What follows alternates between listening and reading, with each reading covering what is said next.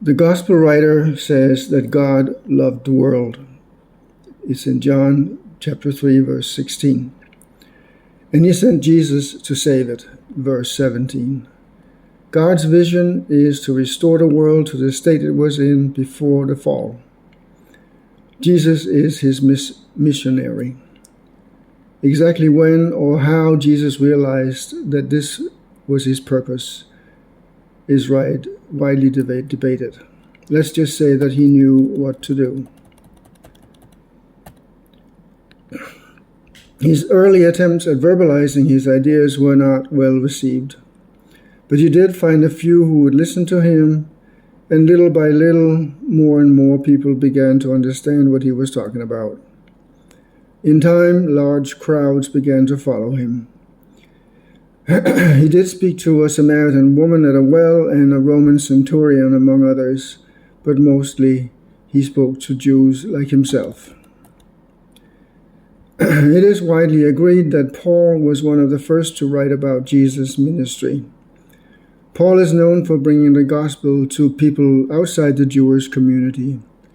As the new movement gained momentum, the gospel writers also began to stitch together a narrative that would not only elevate Jesus' ministry to levels that were well beyond what actually happened, but also happened to unify the new movement.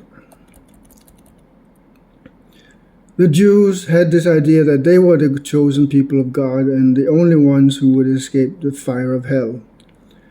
Jesus' new and radical message was that the whole world can be saved. And the Jews were chosen to show them what the kingdom of God would look like.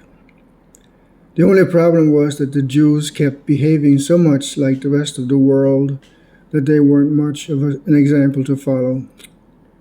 As he began to become more successful at pointing that out, they turned on him and had him killed.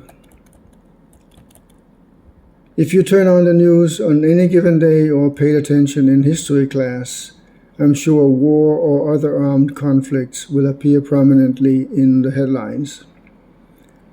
That ought to surprise you, given that 1 in 3 people on earth claim to be Christians. A global movement founded by a guy who was all about peace. The Prince of Peace, they called him.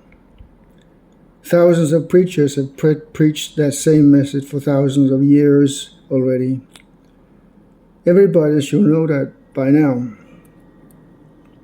The reality is that the vast majority of Christians are either oblivious, in denial, or even actively participating in conflicts.